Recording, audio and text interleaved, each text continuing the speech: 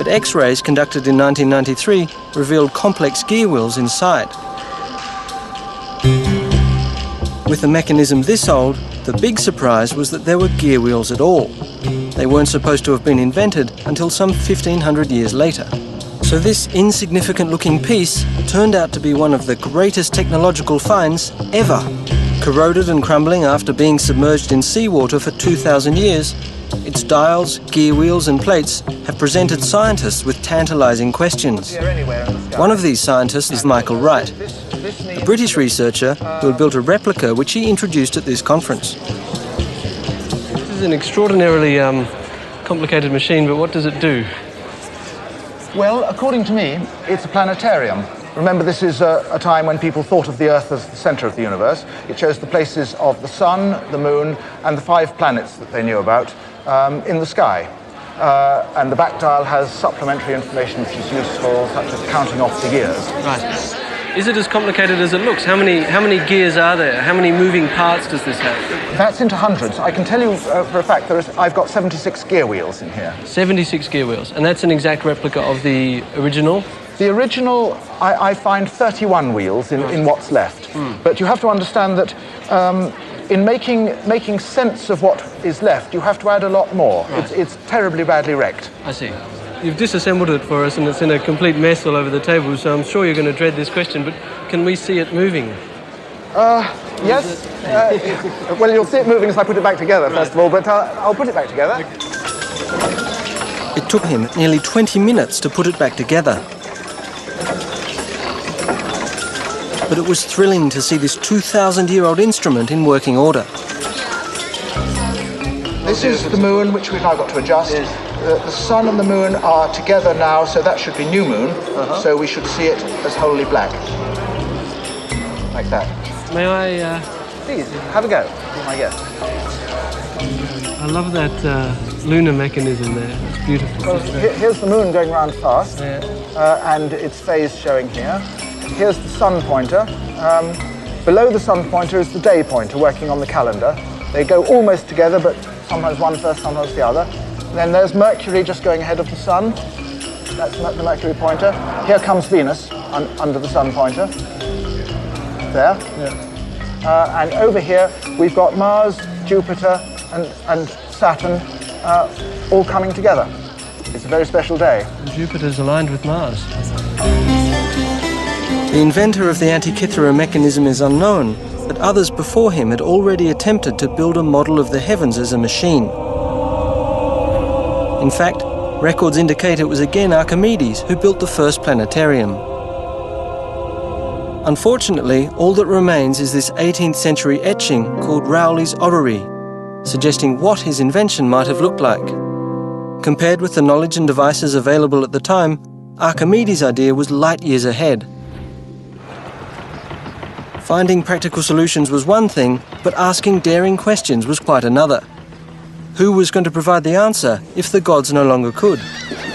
It was one thing to say that Apollo pulled the sun across the horizon, and quite another to ask why ships float. In their quest to understand the environment, the ancient Greek scientists were intrigued with the question of why some objects float and others sink. If you put a rock in water, it sinks. It will also, in a confined space like this one, tip water out over the edge. What is happening is that the rock is pushing aside its own volume of water. This is called water displacement. Now, if you put a piece of wood in the water, it floats. It also displaces water, but it won't sink. What is happening here? The block and a ship float for the same reason. Although modern ships are made of heavy materials like steel or concrete, they float as long as the ship, or a wooden block, weigh less than the water they displace. The air inside the ship's hull helps lower the overall weight of the ship compared to the volume of water it displaces. This effect is called buoyancy.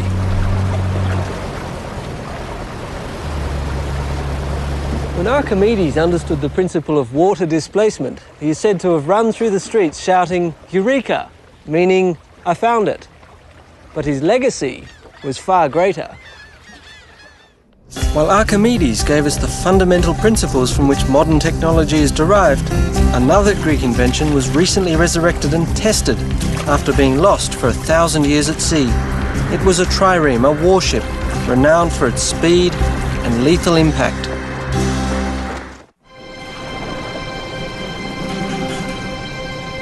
The sea has always been an integral part of Greek history and culture, because in Greece, no place is further than 100 miles from the ocean.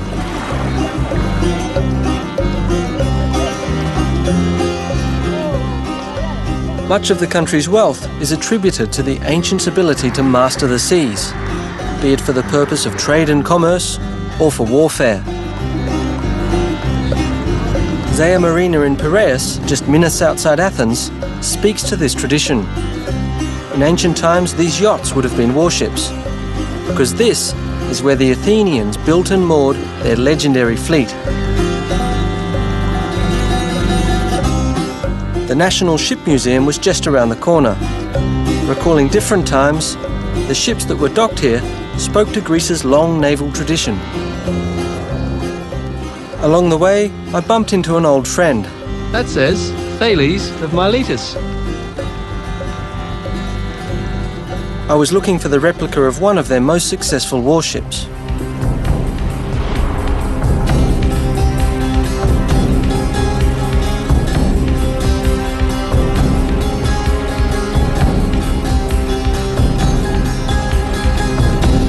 Kept at the Ship Museum among some of the famous vessels of modern Greece is the ship behind me, the Olympias.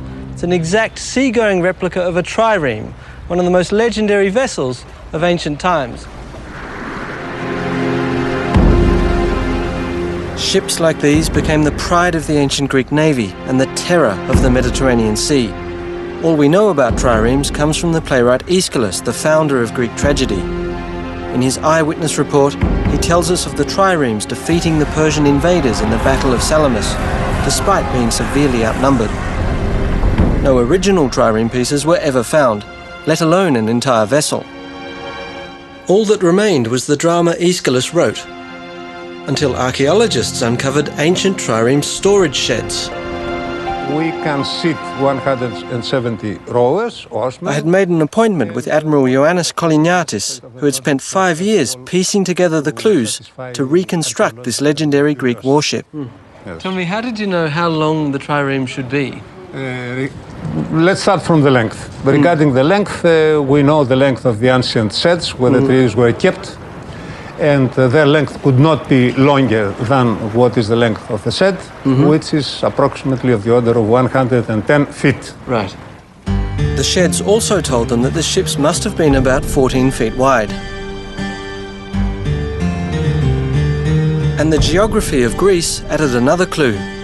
Given that triremes landed on beaches, their draft couldn't have been more than 3 to 4 feet.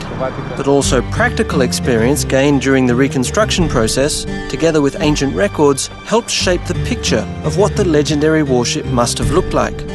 What sort of wood did you use to make the boat? The hull is made of pine wood, and in some selected places, oak, from the forests of Attica, which were full of pine trees at that period. Right. Pine wood and a shallow keel made the trireme particularly fast and agile, allowing the ancients to skim across the water, almost like a hydrofoil.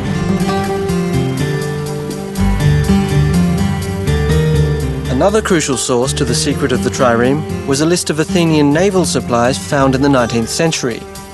It included 170 oars, classified as 62 for the top deck and 54 each for the middle and lower decks, and every oar needed someone to pull it. It sounds like a lot of people in a small place. Can I have a go rowing to see? Yes, yeah? why not? Let's go. Okay. You see how difficult it is to get to position, Sure, it's and very... you can imagine how difficult it was having 170. Sure, it's very people. cramped, isn't it? Yes, very congested. Now you're going to take one of the top decks. Yes, the difficult one. The difficult one. As I'm a beginner, huh? I'm going to take a middle one. It's actually not so bad once you're in, is it? So you see, I have to have much more inclination to reach the water, Uh-huh. and you are more level.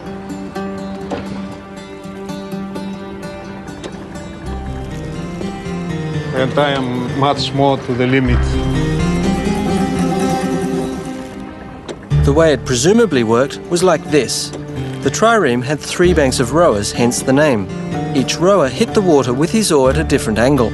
A galley master would have maintained the rhythm of the oars to keep everyone rowing in unison, and on his signal, the trireme could accelerate like a high-powered dragster.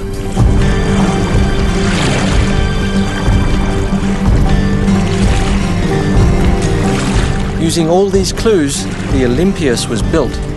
And in 1988, trials were conducted to see if the replica measured up to ancient accounts. A crew of athletes and professional rowers was trained and took to the waters of the Aegean.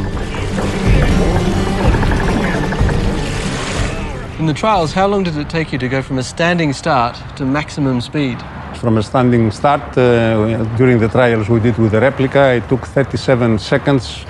And what was the maximum speed that you could get when you had a fully trained crew, all oars, going full steam ahead? From historically the data, we knew that the maximum speed should be of the order of 8.5 knots, and this has been proved also during real trials we carried out with the replica. And our crew was capable of keeping this speed for approximately half a minute.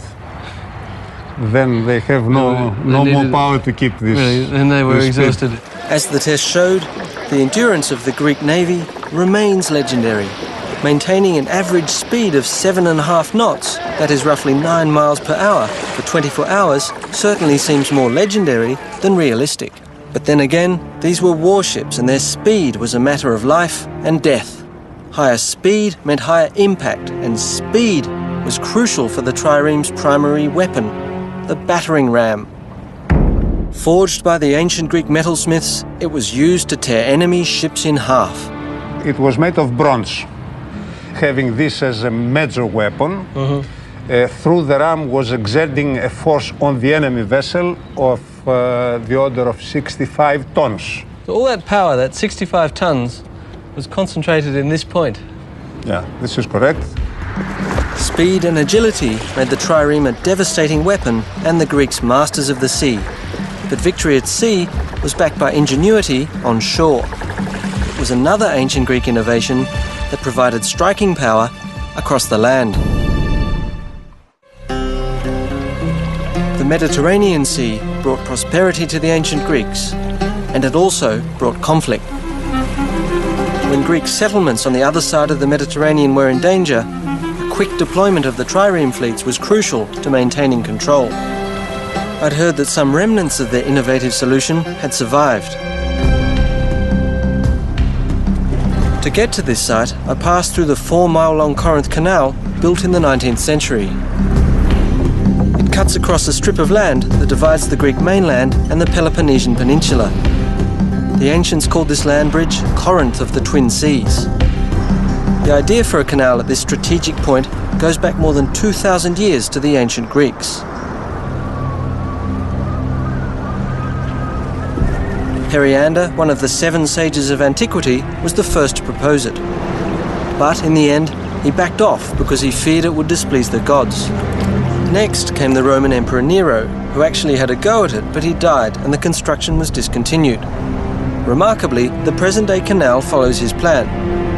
I was wondering if Nero expected that he'd have to remove some 420 million cubic feet of rock and dirt to get the job done.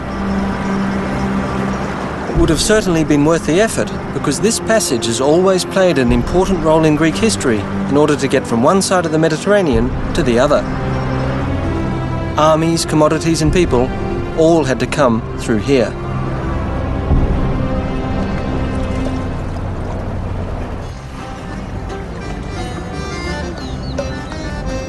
But it was way back in the 6th century BC when the tyrant of Corinth, Periander, built the Diolkos instead of a canal. Little remains, but ancient records describe it as a pair of tracks embedded in a paved road that ran parallel to the modern canal. If you'd been here 2,500 years ago, you might have seen 170 oarsmen, each carrying his oar, marching across the isthmus. Meanwhile, their trireme had been hauled up onto the land and was being dragged along this track. The Diolkos served as a shortcut, but X-rays conducted in 1993 revealed complex gear wheels inside. With a mechanism this old, the big surprise was that there were gear wheels at all. They weren't supposed to have been invented until some 1,500 years later. So this insignificant researcher who had built a replica which he introduced at this conference. This is an extraordinarily complicated machine, but what does it do? Well, according to me, it's a planetarium. Remember, this is a time when people thought of the Earth as the centre of the universe. It shows the places of the sun. Looking piece turned out to be one of the greatest technological finds ever. Corroded and crumbling after being submerged in seawater for 2,000 years, its dials, gear wheels and plates have presented scientists with tantalising questions. One of these scientists is Michael Wright. The British Sun, the Moon and the 5 planets that they knew about in the sky. And the back dial has supplementary information which is useful, such as counting off the years. Right. Is it as complicated as it looks? How many gears are there? How many moving parts does this have? That's into hundreds. I can tell you for a fact I've got 76 gear wheels in here. 76 gear wheels, and that's an exact replica of the original? The original, I find 31 wheels in what's left. But you have to understand that in making sense of what is left, you have to add a lot more. Right. It's terribly badly wrecked. I see.